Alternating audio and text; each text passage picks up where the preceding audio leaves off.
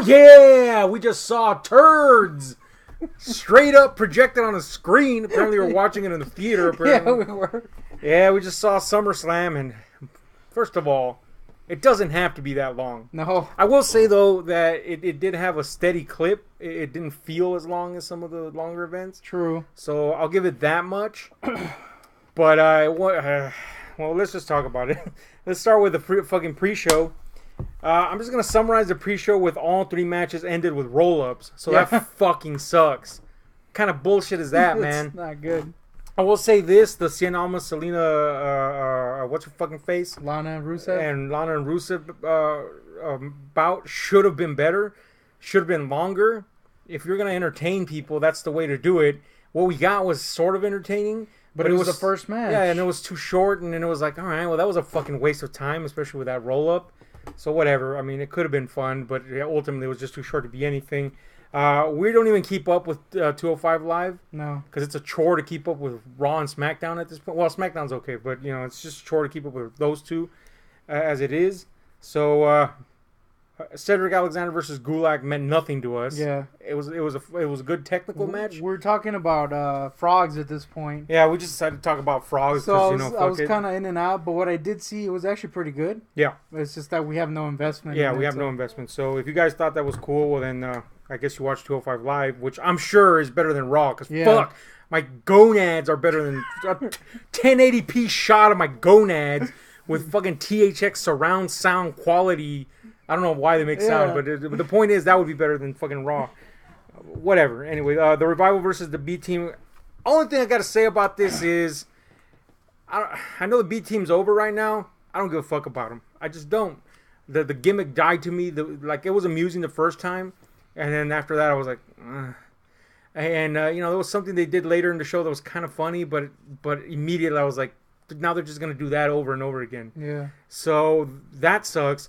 And the Revival's just not cool on the main roster. Yeah. They suck. They're terrible in the main roster. They're not interesting. They don't have any of the fire they had in NXT.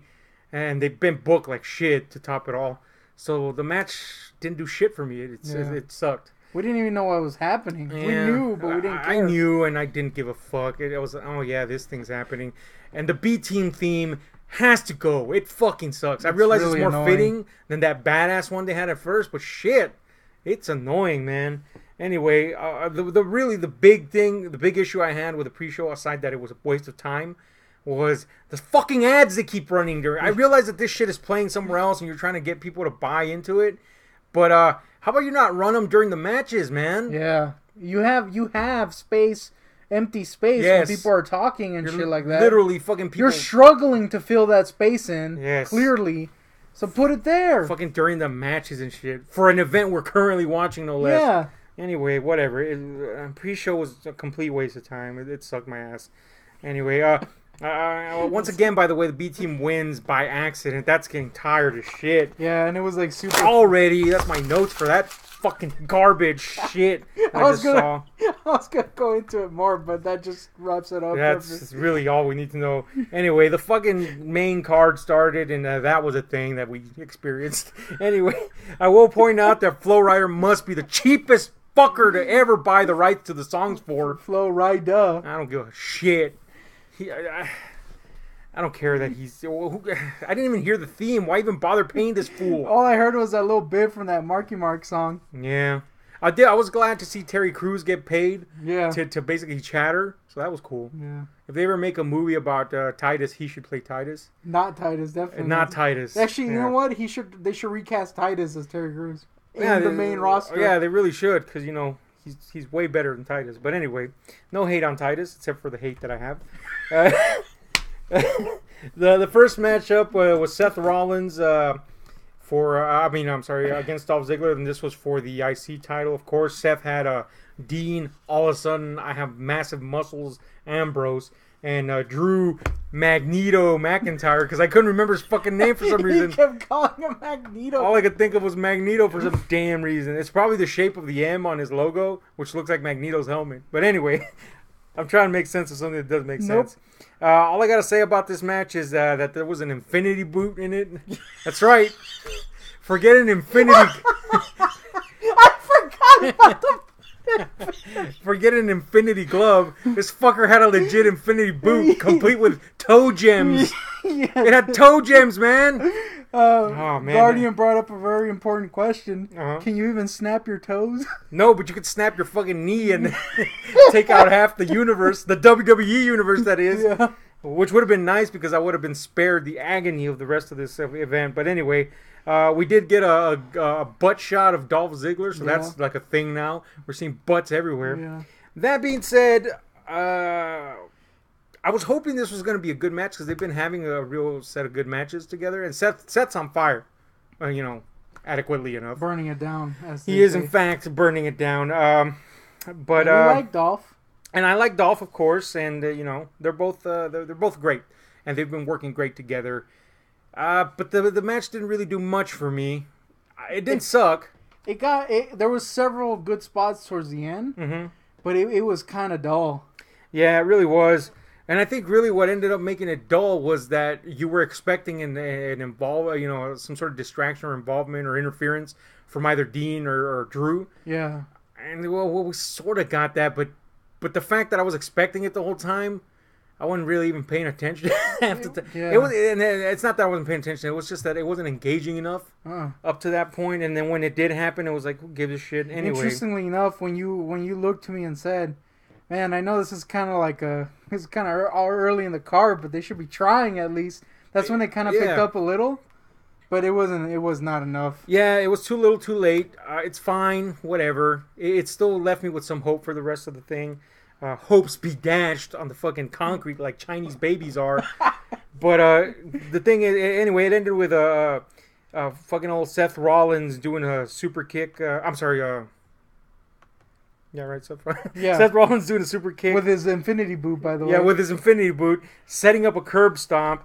And this all came out of like I guess it was supposed to be like a surprise because Dean Ambrose had been taking care of Drew McIntyre outside after that whole time waiting for something to happen. He'd been taking care of him outside, and it looked like Dolph was gonna get the zigzag in or something, but in reality, Infinity Boot, trumps all. Apparently. And so Dean Ambrose ended up getting the win. I mean, I'm sorry, fuck Dean Ambrose, Seth Rollins ended up getting the win. He's the new IC champ. He deserves it. He had a good run with it. It was a good way for him to lose it. They had a good exchange. This last match just kind of blew a little. Yeah. But it wasn't horrible. Would you say that's your take on it? Yeah, I think I'm leaning a little more towards it blue. Yeah, I'm not defending the match. I'm just saying it wasn't horrid. It did blow. We'll settle with that. Those couple spots didn't make up for it. It was stinky. Though the best part was the Infinity Boot, and the Infinity Boot sucked. Yeah, little toe gems. I didn't even ask you who you thought was going to win because you weren't in bed. We weren't. I'm not even going to ask that question this whole time. Yeah. Except for maybe a few matches because we really were almost completely uninvested in these quote storylines, which are virtually non-existent, and or the ones that are there suck. Anyway, whatever. The next match was a tag team match for the SmackDown tag titles, and that was the Bludgeon Brothers versus the New Day. I think you will mirror this opinion, and that's that I think the Bludgeon Brothers gimmick has run its course. Yeah, I like them, but they need to do something new. Yeah, they're so one note. Yeah. And they don't have enough moves in their arsenal to make that interesting. And they've just been doing the same thing for a while now, so I think did you expect them to lose? Yeah. Yeah, me too. I didn't expect anything but that. And they were going up against the New Day, so I expected that as well because the New Day is on the verge of getting their 5th title run. However, what ended up happening was the exact opposite in the sense that really nothing happened because Rowan ended up interfering in the match with the Bludgeon, the fake-ass Bludgeon, and they got DQ'd. So basically the titles were retained. New Day wins, but by default of the DQ. I will say that this has probably been their best match because the New Day and them actually worked pretty well together. And they hadn't really clicked well before. Yeah. I actually liked this match. It wasn't amazing. It was actually kind of sloppy at times. Mm-hmm. But it was entertaining and it kept me awake. Yeah. And I didn't hate myself. Yeah. This was definitely the Bludgeon Brothers' best match. It was their New Day's and Bludgeon Brothers' best encounter. Yeah. And there was just an array of big spots, not only from New Day, which we expected from, but also from the Bludgeon Brothers. So they looked really good. They actually really look like they've earned this. And we like, well, I shouldn't say we like Rowan. we like Luke Harper for damn sure. So we don't want the Bludgeon Brothers to be dull. It's just I think they had gone to that. Yeah, they need to give them something else to do. Yeah, this kind of injected some hope into it, I think. Like, hey, look, they can actually look really good. They can't, they're doing the same moves, but it looked good. It looked interesting. It looked vibrant. Yeah. So, I guess put them with the right people, and it can look very good. Yeah, it was very obvious that they were trying to make it interesting. Yeah, it seemed like maybe they knew their previous encounters weren't that great. Yeah. And they did definitely try to make it interesting. It was pretty entertaining. It wasn't amazing. It was pretty sloppy at times, but it was pretty entertaining.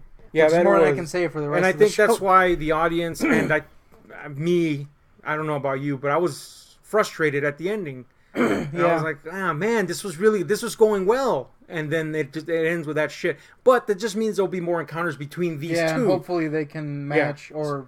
So that's good news for the Bludgeon Brothers, Whether they lose or win those encounters, it's good because they need that boost for their characters. And they got to use their bludgeons. Yeah, those bludgeons got to go, bro. Anyway, next we had a fucking commercial, and that I'm mentioning because of one thing. They had a promo spot for fucking Total Divas, which, by the way, shouldn't they not be calling it Divas anymore? Whatever. Anyway. Total Women's with a Z. Yeah. They had a commercial for this, right? I don't know about you guys, but the only reason I watch Total Divas is the tits and ass. Evolution all you want, have but you even watched Total Divas? Yeah, I have. And the fucking thing is, they display TNA in this damn thing 24/7. So it's like, all right, clearly there's still something you're doing here. But anyway, whatever the fucking case, they're showing all these hotties, right? All these hotties, tons of asses and tits going around, some legs, some goat teats. It's looking all good. And then there's a little song playing in the background. And the moment Nia comes onto the scene, the little lyrics, "Earthquake, make the ground shake," hit. And then it stops. The music stops, and then Nia hits. Yeah, and then Nia fucking hits the ground. I was like, wait a minute. Somebody edited this together, and they could have put anything else at that point, but they put the bigger woman hitting the ground just as the lyrics, "Earthquake, make the ground shake." Come on, man. She's not bully, though. Or they're not bullies. Fucking bullshit. Anyway. Be a star. I'm not mad for Nia. I'm just mad that even happened. It did make us laugh. Yeah, it was funny. So that was the thing. So I guess we're assholes. We're also talking about ranas at that point. Yeah. To be fair, we're fat, and if we fall, we definitely make the earth shake. Hell yeah. Nia doesn't, though, so what the fuck? Anyway, whatever. Next was Kevin Owens versus Braun in the storyline that's just basically how much can we beat up Kevin Owens and be humorous. It's all right. I mean, it's okay to watch him get beat up every week, basically, in humorous fashion. But it just makes me wonder, did he do something wrong? Because what the fuck is this? Who's benefiting from this? Yeah, it's not Braun, I guess? It's not very entertaining anymore, honestly. No. And this was for, if Kevin won, he would get the money in the bank contract, which we knew wasn't going to happen. Nope. Come on. So it was a matter of how this thing came off. How did it come off? Well, it was a second long. It was one. Yeah, it was a second. It was a trillion second long.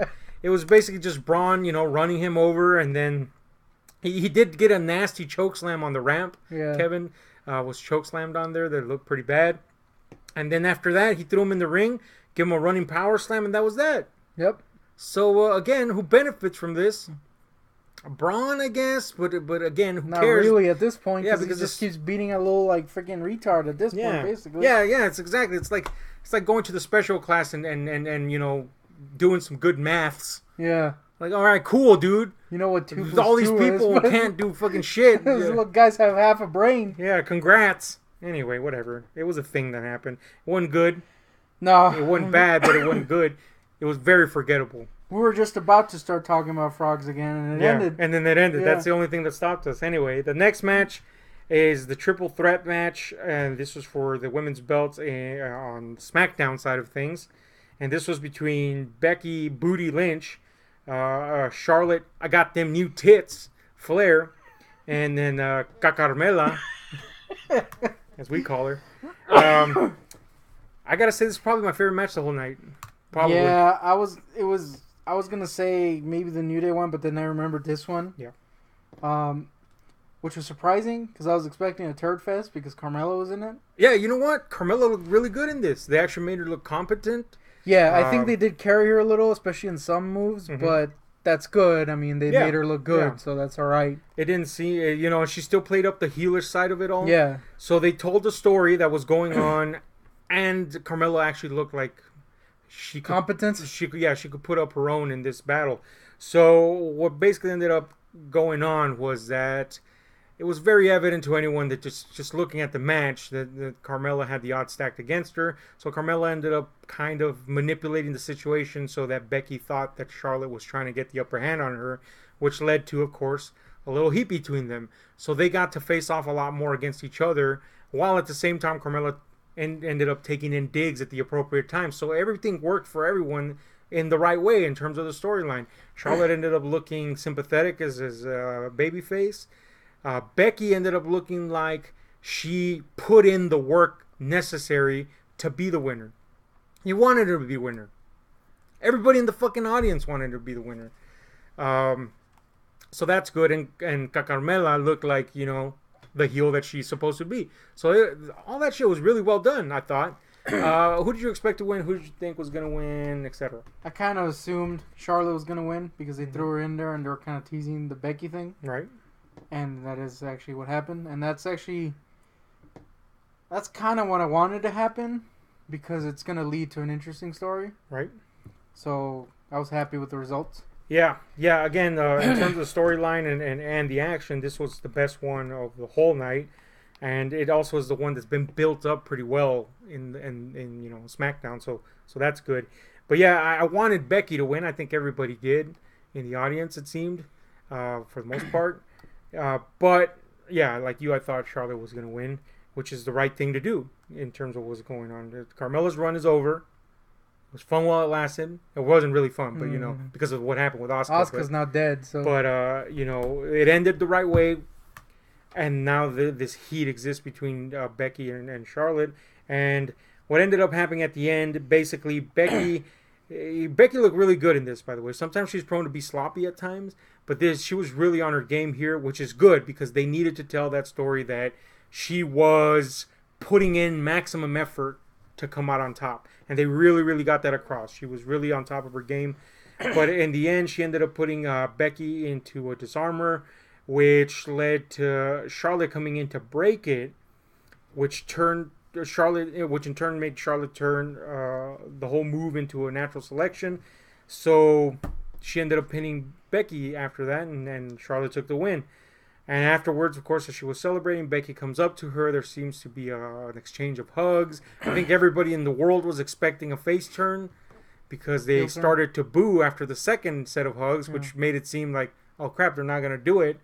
But then the moment she slapped Charlotte, Becky slapped Charlotte, and the face turn is evident, they cheered, an acceptance of that. So Becky's now a heel, or at least it seems that way. And now we're going to get something interesting between her and Charlotte. So everything was extremely well done in this. Everybody looked good, even Carmella. Although she almost killed herself when Becky caught her. Yeah, she fucking flew out the... I mean, she's like 1 pound. It's a surprise, that she didn't fly to the moon. Anyway, the next match was one of those that they were building, or everybody was... I shouldn't say the WWE was doing it, but fans were definitely calling it a dream match, and that was between AJ Styles and Samoa Joe, which, by the way, I gotta say that there was no fucking real build-up to this match. No, it's like, 2 weeks of build-up? Yeah, a few weeks, and at the best we got, basically this is your opponent now. Yeah. But I will say that what they threw in there, Samoa Joe especially, made it work. And AJ Styles' responses to that made it work. It was barren, it was quick, but the fact that these two guys are so talented at what they do, namely Samoa Joe at cutting a promo, actually sold the idea, that he's calling this man's manhood into question, basically. So, AJ Styles responds in kind. However, as much as that worked to get me involved in the match, I thought the match was kind of a fucking slog. What did you think? Yeah, I was kind of wondering what you were thinking. This one was kind of rough to sit through. It felt really long, and not very exciting. Nothing cool really happened until the end. Mm-hmm. There was enough interest because they're good at building interest, and I think the bit with them talking shit to each other in the beginning was cool. Yeah. But the actual match itself was not impressive. Yeah, they like you said, they built up this kind of like quick desire for us to see it. And of course we know they are good workers, so that's a reason enough. But yeah, like it was like when fucking people went to see the Phantom Menace, they were super excited at first and then slowly they realized, this isn't that good. Yeah. And that's what was happening with me. It's kind of weird because we love AJ and he's a good performer and he can put on a great match. But this seems to happen a lot with him, like the dream matches. Yeah. The Cena with him was same thing. It was boring. Yeah. Shinsuke one was that way too. It was like, this is cool, but this match isn't very good. Yeah. And it happened again with Samoa Joe. Yeah. Which is weird because we know he's a great freaking worker. Yeah, both of them are. But yeah, ultimately it was just kind of a boring slog for me. It didn't do much for me. It wasn't horrid, but it wasn't great at all. And then at this point, from these guys, you expect at the very least above average. Yeah. And there was one part where he actually managed to get Samoa Joe in the Styles Clash.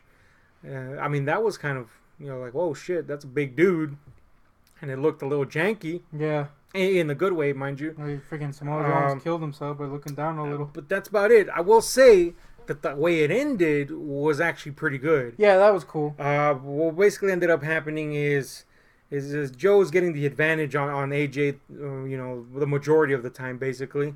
And he ends up taunting him one final time as he stands up on the commentary desk. This causes AJ to respond in kind, and he spears him off the commentary desk and onto, the timekeeper's area, basically. Which falls before he even hits it. Yeah, that motherfucker fell like a feather, It's like, damn, man, he's not even there yet. Motherfucking thing falls, spinning into orbit. Yeah. Anyway, then AJ kind of goes crazy. He kind of loses cool a little, goes to the chair shots, gets DQ'd because of that. That was a good ending. It shows promise for more things to come. Because really, if this would have been the last match between them and the belt would have exchanged or not, it would have been like, what the fuck? This was the quickest build-up ever, and now it's done. Yeah. So this is a good way to start a storyline. I don't think it should have been on the main card of a fucking big-ass event like SummerSlam. They should have built it up to SummerSlam, yeah. But, it's a good way to start it. This should have been on Raw or something, not on this. I'm sorry, not SmackDown or something, not on this big event. Yeah. But, the match itself wasn't that great. Anyway, next we get Elias. Again, I realize Elias is over. That was the thing. And I like Elias. Don't get me wrong. I know you don't, but I don't hate him. But I like Elias. I like the gimmick, and I even laughed at his guitar breaking thing that happened.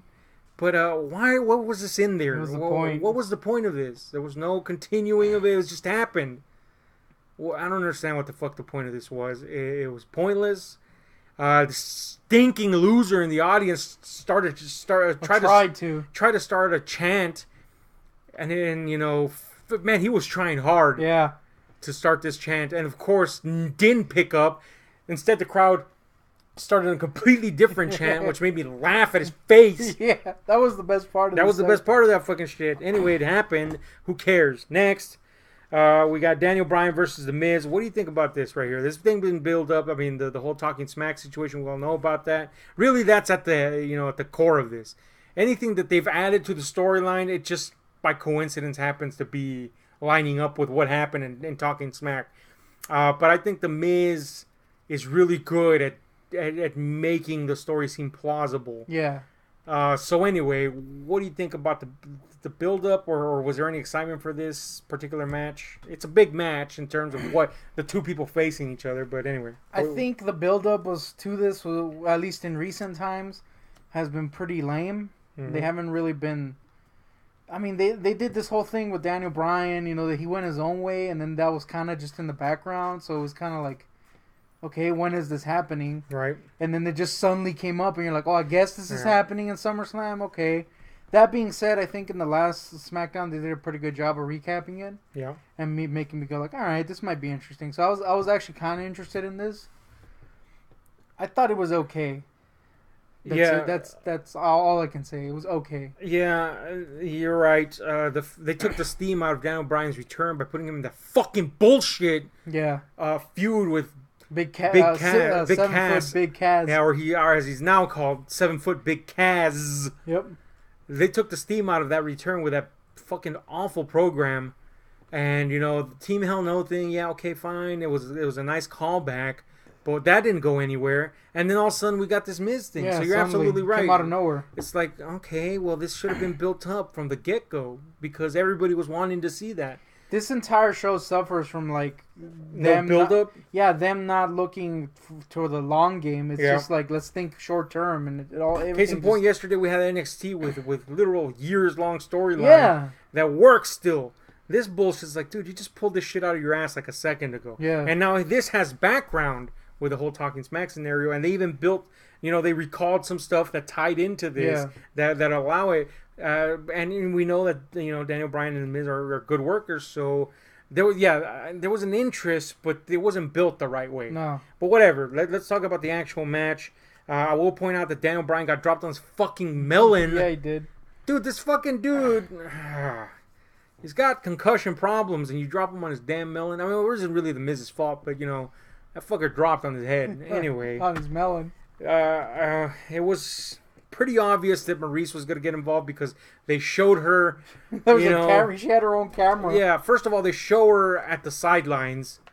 Okay, she didn't come with The Miz, so that's an immediate red light right there. Second, she has a guy literally with a camera like this that you can see half the time. Yep. Like, oh, clearly something's going to happen here.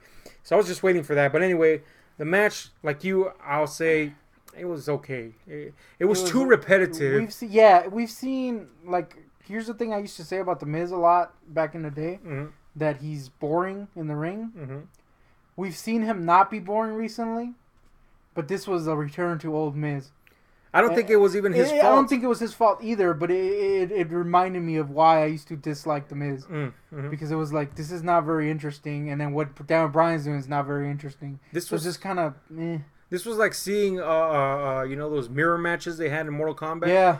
But they're just spamming moves. Yeah. This was what this match was. Two guys that have essentially the same skill set. We know why that is, but anyway. And they're just spamming the same move over and over again. Yeah. It wasn't very interesting, which is unfortunate. But it seems to, obviously it's going to continue to go on because Daniel Bryan was brass-knuckled in the face. Should have done it in the head. By Miz. This should have happened way earlier than it did. And it would have saved, some of the integrity of the match. But anyway, he gets brass-knuckled in the face by Maurice. I mean, not by Maurice, but by The Miz, who's handed the knuckles by Maurice, who's been there with a fucking camera in her face, obviously pointing something's going to happen the whole time. And, Daniel Bryan, of course, as later we see that he's aware that there was some shenanigans going on. So this is going to continue. Good! This shouldn't have been on the main card yet. That's the thing. You should have built this story. This is a SmackDown story. This is a SmackDown match. The fact that they just brought this feud again. I mean, we know that it's been building up, and we praise NXT for having long build-ups, but they neglected the storyline, and suddenly you're expected to care. Yeah, like they should. At least they didn't end it here. Yes, but they shouldn't have started it here. But it's the same thing with these other matches we mentioned, where it's like, dude, this should have just still been on SmackDown. Why is it on SummerSlam at this point? It's not developed yet. Anyway, it's not done. The fucking egg is not cooked. Yeah, anyway, whatever. There's no homunculus in that egg. Definitely no homunculi. But anyway, the next thing was, and I do mean thing, was Corbin, I should say, or Constable Corbin, I guess, versus Balor in the worst storyline ever. This is the Big Kaz Daniel Bryan fucking storyline. I'm big and you're small and I hate you for that. Yeah. Fucking stop, bro. This damn storyline has never worked. And when it worked, it was when people were still stupid enough to believe that wrestling was real. Fucking stop.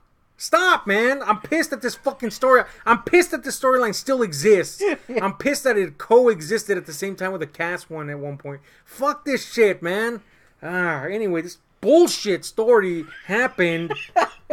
The only saving grace was that as we're watching this, we're like, man, this better be short, and boring Corbin better get his fucking ass kicked, because that's the only way I'm going to accept this. Yeah. As we're talking about that, the fake CGI ambiance hits the room, and we're like, oh, wait a minute, is this what I mean? Was this what I think it means? And sure enough, Finn Balor returned to the demon form for this match, which gave me hope, because it meant, in my eyes, this fucker's gonna get his ass kicked quick, and by that I mean boring Corbin. And I think everybody in the room was just glad, and by room I mean stadium, was just glad to see Finn Balor not be the stinky character he's been as of late. He's an incredibly talented wrestler, and he's been relegated to a smiling dumbass. Yeah, it's gone to the point where I don't even want to see him. Yeah, he's got no character anymore. I don't care how good he is, he has no fucking character. Yeah. It sucks. So I was just glad to see at least something injected back into him, and everybody was glad to see it in the room too. And hey, lo and behold, exactly what should have happened. Boring Corbin gets humiliated again. Because guess what? He fucking sucks. He's a shitty... In a stable... Nobody expects Academy Award winning acting from these people, okay? Some actors are good. Samoa Joe. Some of them are horrid. Give me somebody that's horrid. Anybody. Just pick one. Pick a name. Bo Dallas. He's there you go. He's fucking terrible. No, Curtis Axel, he's terrible. Curtis Axel's terrible, but you forgive it. Whatever. It's okay. It's wrestling.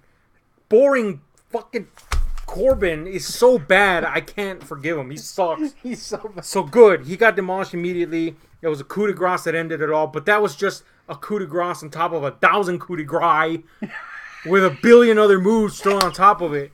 Basically, he didn't even get a lick in. No. He fucking sucked the whole time, and that's good. That's exactly what should have happened. And this story better fucking end, but it's not gonna. I hate it, man. Anyway, whatever. The next one is Jeff Hardy. Oh, I want to say something about Finn. Mm-hmm. It was pretty cool to see him in Demon and kick Balor's Boring Corbin's ass. But he's got to stop doing that little tongue thing. Yeah. It wasn't cool. It was cool the first couple times. Yeah, you ain't got a... You don't have a long tongue. You can't be sticking your little tongue out like... Looking like a little puppy and shit. Yeah, it's not cool, dude. It's not menacing. Anyway, whatever. The next one was Jeff Hardy versus Shinsuke. Now, in the previous event that we covered, I was bemoaning Jeff Hardy's run as a U.S. champ, that it was boring and uneventful, and it was. But ever since he lost it, he's been a very interesting character, an interesting character we know he can be. And it was like it re-injected something into it. And the Randy Orton being stuck into the events and turning heel again, really helped. So surprisingly, all that worked out. We did forget this match was going to happen, though. Yeah. But I was like, oh, cool. Yeah, this I'm actually interested in the storyline. So let's see what happens. Who do you expect to win? Who'd you want to win? I forgot this match existed. So I didn't have any... Well, once you realized... I mean, I thought Shinsuke would win. Yeah, I thought that as well. I didn't think it was going to be... I won't say... Well, I was clean in the sense, but you know what I'm saying. I didn't think it was going to be as clear-cut as that. Yeah, some wiener shots in there or something. Yeah, I mean, he did attempt a dick shot, but, Jeff Hardy was shown to be, very ring... his ring awareness was on 11 the whole match. But yeah, man, it all looked pretty damn good. Jeff Hardy did a risky spot, a swanton off the ring post. Out of the ring, hit the fucking apron. Looked painful. His little back all hurt and shit. Shinsuke took advantage of this, threw him back in the ring, and eventually ended up with a Kinshasa to the face, and he covered him and won. So, still the champ. Yeah. But at this point, Randy Orton comes out and teases that he may go in there and do something because he's on Jeff Hardy's, ass now. And that was all good, man. That all looked really good. The match was interesting. It was exciting. It wasn't brilliant, but it was way better than some of the ones we had seen up to this point. Yeah, that's true. I will throw in one criticism. After Randy observes what's going on in there and decides, I'm going to wait to humiliate Jeff. And Jeff's all like on the floor twitching and shit. The Mongolo? Fucking Randy Orton goes up the ramp disappears. They cut back to Jeff. He's on his feet and he's like, yeah, that was weird. Like, what the fuck, bro? You were like dead a second ago. Maybe he had some of that Kakamura ice cream. Anyway, anything Not explain that. Yeah, that's a stinker. Right it was better than I thought it'd be. But yeah, it was okay. That's all you gotta say? That's all I gotta say. Throughout the Kakamura, but yeah, I wasn't gonna explain it. The next one was this was one I was looking forward to in a manner of speaking, not so much because it was a face-off, but because of who's involved, and then that's Ronda Rousey, which I think so far everything's gone great, with the exception of pitting her against stanky Alicia Fox in her first Raw match. Like, who thought that was gonna end up well? As it is, it worked because Ronda looks good. But that's a fucking shame. And a bat hit her face. Yeah, and the bat thing. But anyway, but that's a shame on Alicia because, fuck, man, she's been there forever, and she still sucked in that match bad. Anyway, whatever. This was Ronda Rousey versus Alexa. It was for the Raw Women's Championship. Did you expect Ronda to win? Spoilers, that's who wins. Yeah, I kind of did. I think What's-Her-Face had it too long. I think I didn't expect her to win clean. I expected there be some interference. Like, I thought Mickie James was going to come back at this point. But anyway, I expected something like that. And I thought, in typical WWE fashion, that they were going to squeeze more out of Alexa Bliss. But you're right. Alexa's time is done. So I wanted Ronda to win. I just didn't expect it to actually happen. But, because it is remarkably quick. She's earned it. She's proven that she's grades above, especially Alicia Fox. She's grades above some of the ones that have been professionals for a long time. But I just didn't expect it that fast. But I'm glad it happened. And more than that, I'm glad it happened the way it did. Because let's face it, Alexa doesn't, especially the way her character's been portrayed for the last few months, doesn't present any fucking threat to Ronda. She's a coward. She hides behind people. She's a heel's heel at this point. And there's nothing about her repertoire that suggests that she could possibly face Ronda. Yeah. So they did it the right way. She demolished her. It was in and you're fucking done from the get-go. When she wasn't running, she was getting her ass beat. And that's exactly what should have happened. At least I think so. Because anything less than that would have been like, come on, man.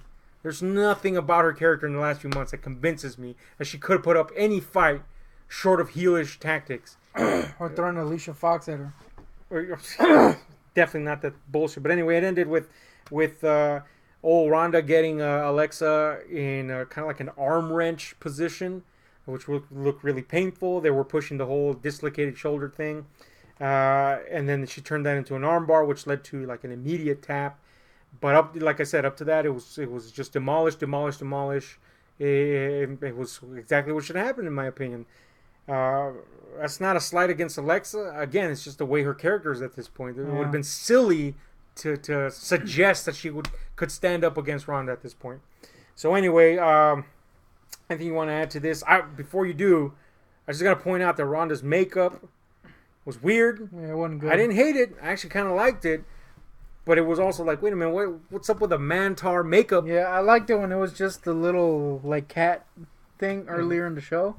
But then when she came out, yeah, she went full Mantar, and that wasn't my thing. She was wearing the fucking bullhead and everything. Yeah, it was weird. She kept mooing. It was really weird.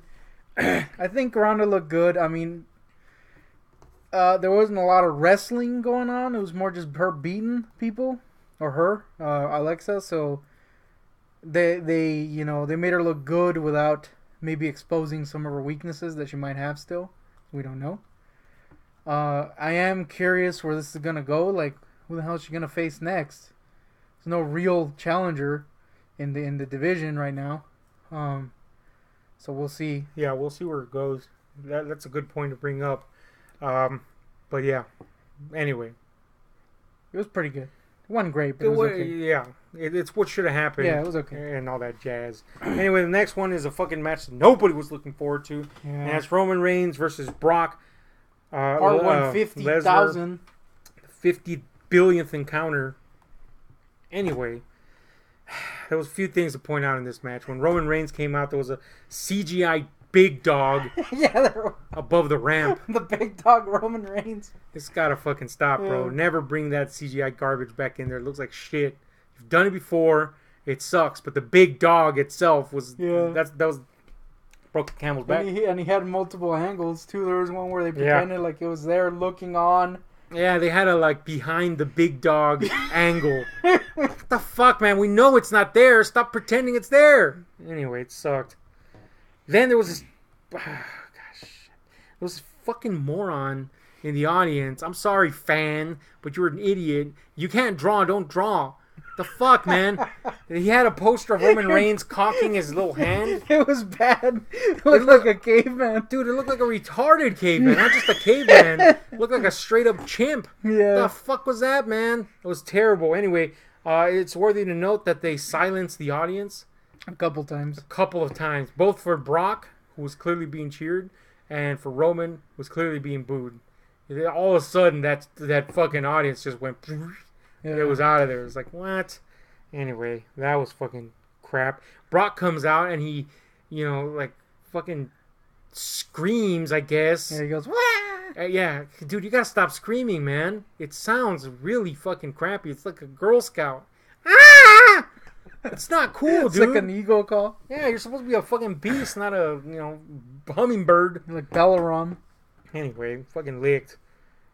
Oh, yeah, and then Braun comes out. Yeah. Before the match even started, Braun comes out, and they threw in something that made us go, oh, it perked our interest. We're like, piqued our interest, I should say. Perked our nipples. But anyway, we were like, oh, this is actually interesting. Brock, well, initially I thought Brock was going to be like, I'm in this bitch now. But then he was like, because of what he said, by the way, but anyway, whatever. He's like, I'm gonna face whoever ends up winning this, and I'm going to be here, right now, to do it immediately. All right, fair enough. Now there's an added stake. And I got to say, I don't know about you, but I thought the match started off fast and furious. These guys have limited movesets, but they were knocking them out fast enough for me to go, okay, somebody's going to get beat immediately, and we're going to go to the Braun match. Yeah. Nope, that didn't happen. But it was interesting for a while. They were doing it so fast and so furious that you forget that these are supposed to be finishing moves. Yeah. But I guess they're selling both guys as unstoppable gods, so I guess it makes sense that they would just use these finishing moves over and over again. So whatever. We already know that in Vince's eyes, Roman is unstoppable and Brock is supposed to be unstoppable, so it makes sense that they're using these big moves. It was working for me anyway. And even old Brock softened up Braun, expecting that once he won, he was going to face him. He gave him the old F5. Yeah. He did several other moves. And at this point, I predicted, or I didn't predict, I said, wouldn't it be fucking garbage if Brock softens up Braun, then goes in the ring, in the meantime, Roman is getting better, from his attack. Roman takes fucking Brock out, and then takes out Braun because he's been fucked up by Brock, and he becomes the undisputed fucking Universal Champion. Now, that didn't happen, but we got something very close to it, and which was half of that happened. Yeah. Brock. This was at the point where it was kind of slowing down a little bit, and you're kind of like, okay, this is gonna be a longer match than I thought it was gonna be. Right. And then it ends. Yeah. Fucking Brock spent so much time tearing down Braun while Roman was out that when he goes back, as I said, as I think everybody expected, Roman was already up again. But I still, like you, I was like, it's gonna go continue, a little longer, right? Nope. They brought Braun out for a reason. He's gonna get to wrestle. Instead, Roman Reigns spears Brock once, and that's it. Yep. That's it. He wins, and then Braun is so beat up that he's not even in the shot. Like, they don't even show him after that. Yeah, he's not even capable of cashing in his money in the bank. On top of the fact that Brock threw it to the nether realm, apparently.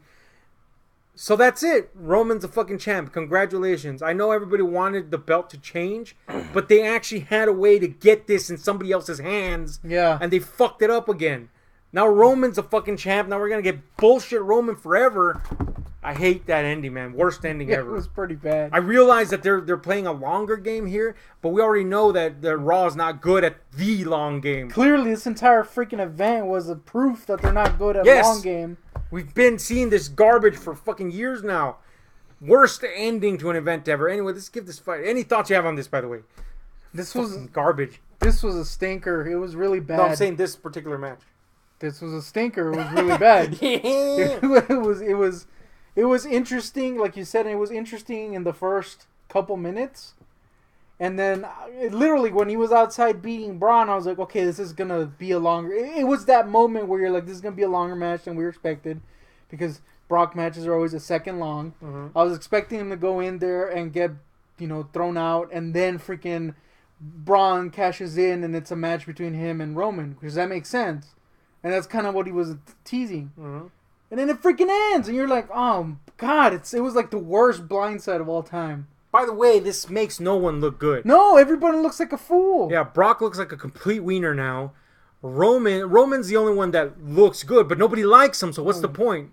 Except for kids, I guess. But anyway, I know he has his fans. Women. I get it. I understand why people like him. I get it. I really do understand why people like him, the ones that do. I don't. That's the thing. And a lot of people don't. That doesn't mean we're right or wrong. It just means fucking shit, man. Can we get over this fucking story already? Anyway, it doesn't make anybody look good. And worst of all, it makes Braun look like complete garbage. Yeah. Because he just got his ass handed by the guy who got his ass handed to him by Roman stinking Reigns. So this guy that you've been building up, that you, by the way, have already done this to once, is now back to square one. He's nobody now. Well, I know he's not going to be a nobody, but you know what I mean? He looks like a chump now. Yeah, it looks like a wiener. And Roman's supposed to be the cool guy, but come on, folks. Let's get real here. Anyway, fucking garbage. Let's rate this event on a scale 1 to 10. Give it to me. This was a freaking stinker. It wasn't as boring as I thought it would be. Yeah. But that's not a good thing. I'll give it that much. Yeah, it still sucked. With the exception of 2 matches in my book. Yeah. So, damn. Especially after following yesterday's takeover, which wasn't the best takeover, but it was a good takeover. Mm-hmm. This is a freaking 3 in my book. Yeah, this is it's a stinking fucking 0 in my book.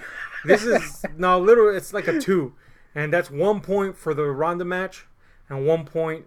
No, you know what? I'm gonna give it a 3. 1 point for the Ronda match. That's why I gave it a 3. And 2 points for the SmackDown women's match, which was good. So the women have proven why they deserve this whole evolution thing. You know what I'm saying? Not that they didn't before. It's just, if there was ever any doubt, here it is. The women literally carried this fucking event with 2 matches. That's pathetic, guys. The fuck, man? You guys been in the spotlight for years. These chicks are finally given a chance, and they hand your ass to you immediately. At this point, I say good. Fuck those fucks, man. Giving us lame-ass matches. Bullshit. I also like the New Day one, which is why I gave the third one. That was pretty cool, but anyway. It wasn't great. No. The point is, I kind of wish we would have skipped it. Fucking shit, man. Anyway, that's our thoughts. What do you think about this trash heap of a fucking tent pole Big 4 event? I have a feeling. Welcome to the age of Roman again. Yeah, I'm gonna call something again. We've been right the last couple times we called it. I have a feeling everybody's gonna be sucking that Samoa Joe AJ match. They're afraid to say that 2 good workers put in a boring match. It was boring. Anyway, whatever. Hit like, share, subscribe, those notification buttons. We do a bunch of silly shit here, so check that out too. Don't take us too seriously on the silly shit though, because we get offensive. Yeah. But anyway, this has been Ahab. That's a Goon Tip. We are the Wrestle Ramblers, and we're out.